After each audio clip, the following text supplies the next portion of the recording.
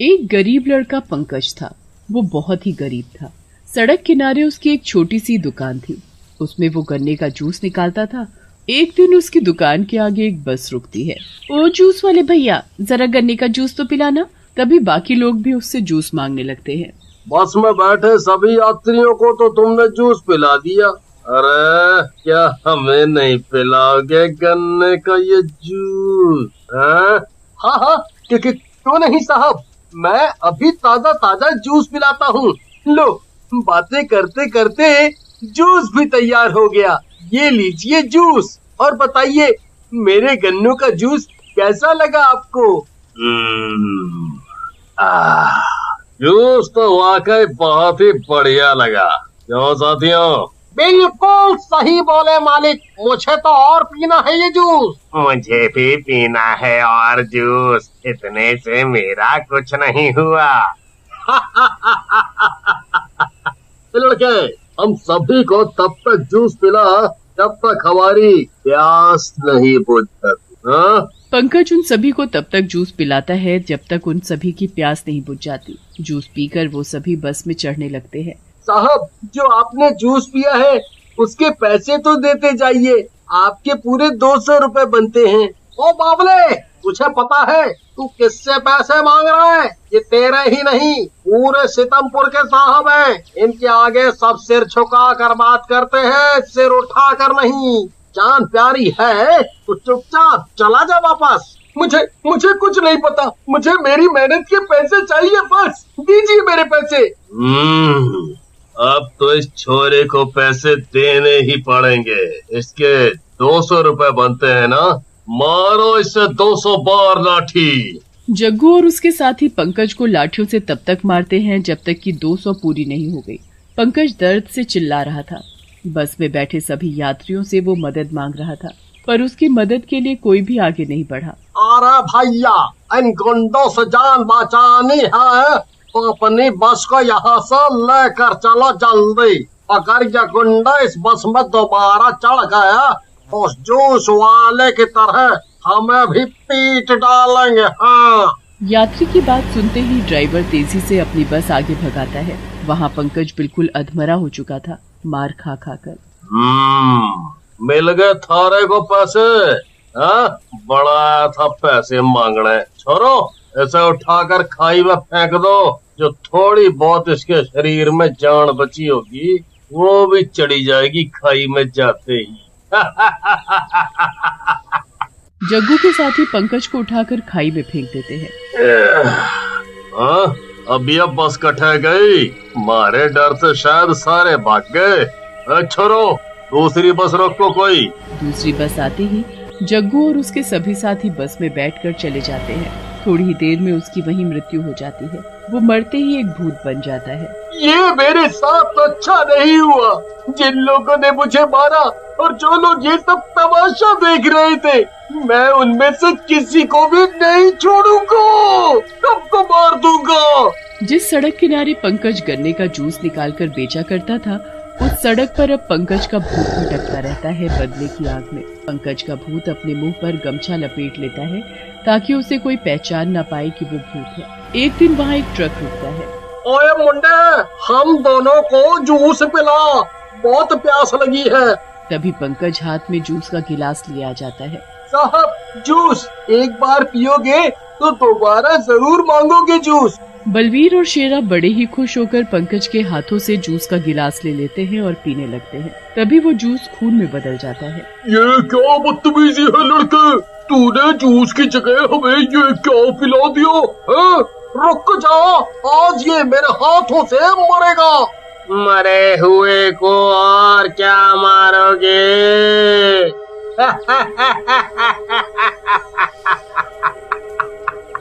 इतना बोलते ही पंकज अपना चेहरा उन्हें दिखाता है। ओए भूत भूत भूत, मर गया, भागो, ओए भागो। जो तुमने अभी जूस समझकर पिया है वो जूस नहीं, खून था। वो जो देख रहे हो ना गन्ने की मशीन, इसी मशीन से मैं तुम जैसे लोगों का खून निकालता हूँ। अब तुम्हारी बारी है। वो दोनों को गन्ने की मशीन में लिटाकर उसे चला देता है। दोनों का वही कचूमर निकल जाता है। एक दिन भूत गन्ने से जूस निकाल रहा था, तभी उसे सामने से एक बस आती दिखाई देती है, पर वो बस बिना रुके ही वहाँ से सीधी चली जाती है। ऐसे ही गाड़ियाँ आती जा रही थी, पर वो बिना वहाँ रुके ही आगे चली जाती। आज ये क्या हो रहा है? अगर मेरे गन्नों का जूस कोई नहीं पिएगा तो मेरा बदला कैसे पूरा होगा? भूत पूरी सड़क पर नुकीले पत्थर बिछा देता है। तभी वहाँ से एक बस गुजरती है। तभी अचानक बस में पंचर हो जाता है। लो, इस टायर में तो पंचर हो गया। अब क्या होगा? क्या हुआ ड्राइवर साहब? ये बस कैसे बंद पड़ गई? सभी लोग बस से उतर जाइए, क्योंकि बस के टायर में पंचर हुआ है। वो देखो, गन्ने के जूस की दुकान, वहाँ जाकर ठंडा ठंडा जूस पियो, तब तक हम टायर बदल देता हूँ। ये तो कमाल ही हो गया। इतने सारे लोगों का जूस निकालने में तो बहुत ही मजा आएगा।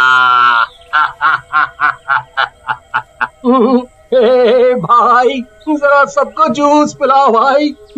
ठीक है साहब। पर अब मैं गन्ने का जूस नहीं, इंसानों का जूस निकालता हूँ इस मशीन में। भूत उस यात्री को उठाकर गन्ने की मशीन में फेंक देता है। वो यात्री वहीं मर जाता है। बाकी लोग भूत को देखकर बहुत डर जाते हैं और इधर उधर भागने लगते हैं। भूत सभी को एक एक करके मार देता है, कुछ को खाई में फेंक देता है, पर दूर खड़ा ड्राइवर सब देख रहा था। वो डर के मारे पैदल ही वहाँ से भाग जाता है। भागते भागते उसे एक ढाबा दिखाई देता है। वो वहीं जाकर रुक जाता है। उस ढाबे में जग्गू और उसके साथी खाना खा रहे होते हैं। तभी जग्गू ड्राइवर से पूछता है, अरे क्यों लिया? ऐसे क्यों आप रहे हो? रात डरे हुए भी लग रहे हो बहुत। क्या बात होली? वो भूत। हाँ, हमने भूत देखा वहाँ। उसने हमारे सभी यात्रियों को मार डाला। हम बड़ी मुश्किल से अपनी जान बचा कर आया हूँ। अगर तुम्हें हमारी बात पर यकीन नहीं है तो तुम खुद ही जाकर देख लो। वो जूस की दुकान पर तुम्हें भूत जरूर दिखेगा। जूस की दुकान? उस जूस की दुकान पर तो कुछ दिन पहले हमने एक जूस वाले को मारकर खाई में फेंक दिया था। चलो रे सारे मेरे साथ, देखूं कौन सा भूत पैदा हो लिया वहाँ। आ जाओ रे। जग्गू और उसके साथी जूस की दुकान पर पहुँचते हैं। भूत अभी भी अपने मुंह पर गमछा लपेटे हुए था। यहाँ तो कोई भूत वूत ना है। अच्छा रे, तूने यहाँ किसी भूत को देखा है क्या? भूत अपने चेहरे से गमछा हटाता है। देखा है, क्योंकि मैं ही भूत हूँ। आखिर तुम सब मेरे पास आ ही गए। तुमने बहुत इंतजार करवाया।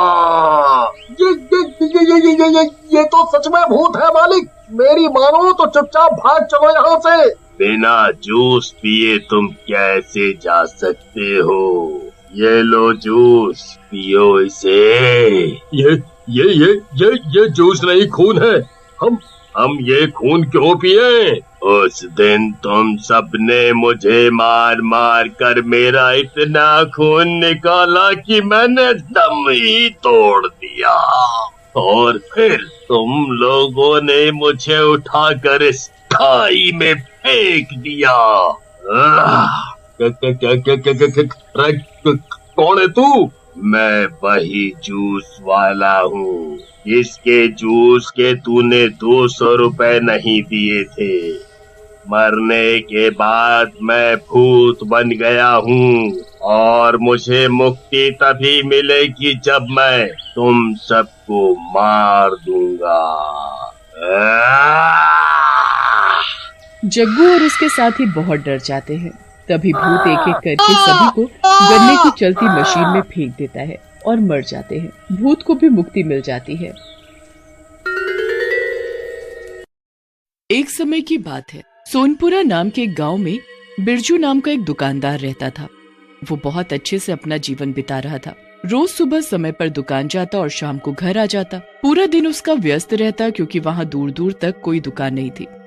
उसी गांव में न जाने कहां से एक शैतान आ गया और वो जब भी बिरजू जैसे भोले और ईमानदार लोगों को देखता उसको गुस्सा आता, क्योंकि उसको अच्छे लोग पसंद नहीं थे।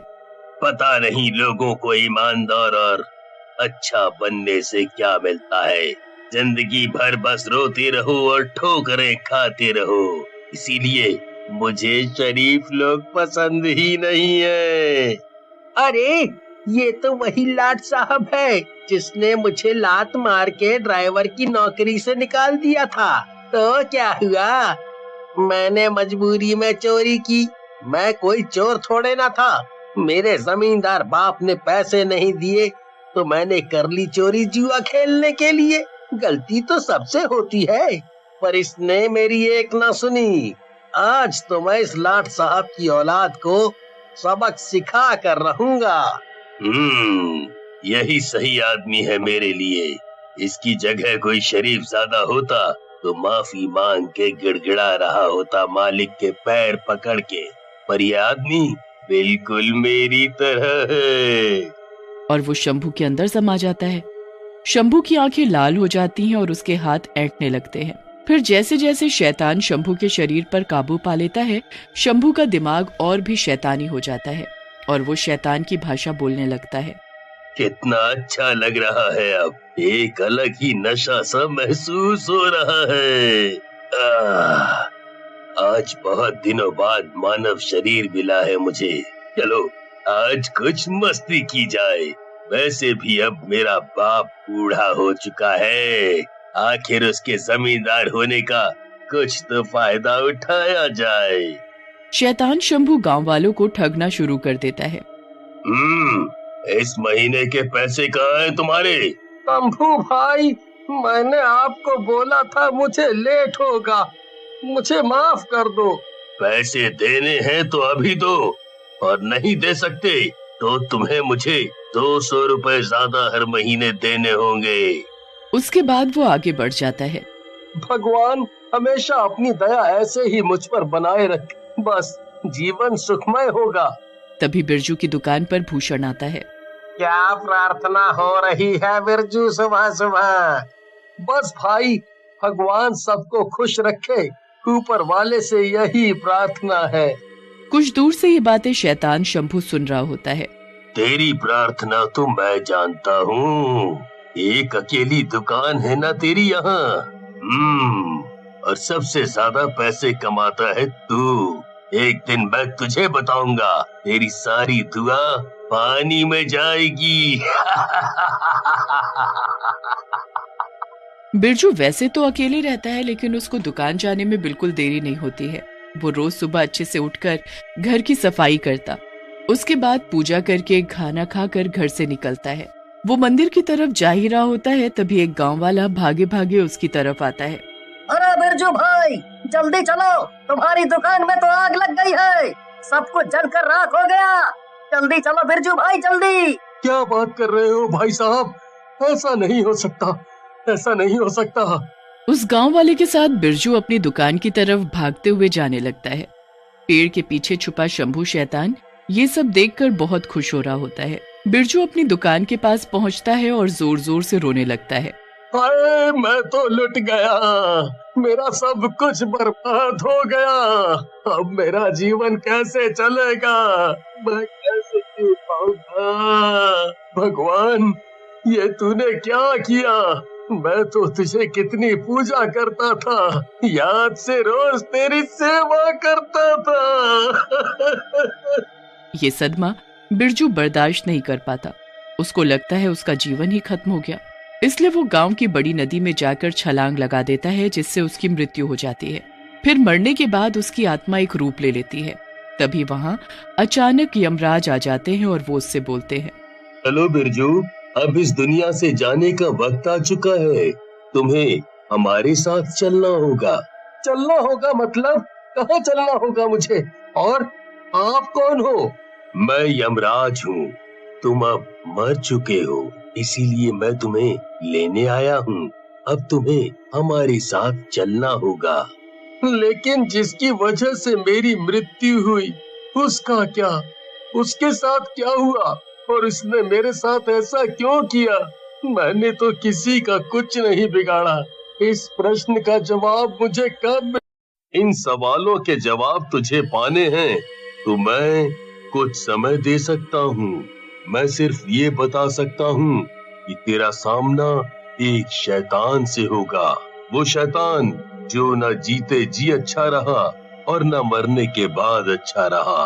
अगर तू उसे खत्म कर देता है तो तेरे जैसे बहुत से शरीफ लोगों की जिंदगी उस शैतान के हाथों खराब होने से बच जाएगी और तेरे पुण्य कर्म बढ़ जाएंगे। शैतान अपने असली रूप में दूर से यमराज और बिरजू की आत्मा की बातें सुन रहा होता है। मुझे हराएगा ये, मुझे खत्म करेगा बेसड्डी। बस एक बार ये यहाँ रुकने के लिए हाँ कर दे, फिर मैं इसको बताता हूँ मैं हूँ कौन। मुझसे पंगा लेना तो बहुत भारी पड़ेगा इसके लिए। लेकिन यमराज जी, मैं ये जानना चाहता हूँ कि आखिर वो शैतान बना कैसे? यमराज बिरजू को शैतान की कहानी बताने के लिए बीते दिनों में जाते हैं। जिंदगी भर तूने लोगों के खून पसीने की कमाई लूटी है, पर तू ये भूल गया इन पैसों का मरने के बाद कोई काम नहीं है। ये पैसे तुम यहीं कचरे में फेंक दो। ये पैसे तुम अंदर नहीं लेकर जा सकते। ये मेरे जीवन भर की कमाई है, मैं इसको ऐसे जमीन पर छोड़कर नहीं जा सकता। मैं इन पैसों को लेकर ही अंदर जाऊंगा। मैंने पूरा जीवन इसमें बिता दिया, तो मैं इसको छोड़कर अंदर कैसे आ जाऊं? अंदर सिर्फ कर्मों का फल मिलता है, पैसे कोई मतलब नहीं रखते। अगर बिना पैसों के अंदर जाना है तो मैं इस दुनिया में ही ठीक हूँ, मुझे नहीं जाना अंदर। उसके बाद हमने उसको यहाँ छोड़ तो दिया, लेकिन उसने मरने के बाद भी लोगों को परेशान करना नहीं छोड़ा। अब तुम देखो तुम्हें क्या करना है और किस तरह शैतान को सबक सिखाना है। उसके बाद यमराज बिरजू को कुछ शक्तियां देते हैं और धरती पर ही छोड़कर चले जाते हैं और बिरजू एक बार फिर अपने गांव की तरफ निकल जाता है। आत्मा बनने के बाद अब बिरजू सबको आर पार देख सकता था। बिरजू कुछ दिनों तक गांव में घूमता रहता है और उस शैतान का पता लगाने की कोशिश करता है। एक दिन वो देखता है कि शंभू शैतान किसी को बुरी तरह पीट रहा है। बिरजू ये सब देखकर समझ जाता है कि ये वही शैतान है और इसने अपना मकसद पूरा करने के लिए शंभू पर कब्जा कर लिया है।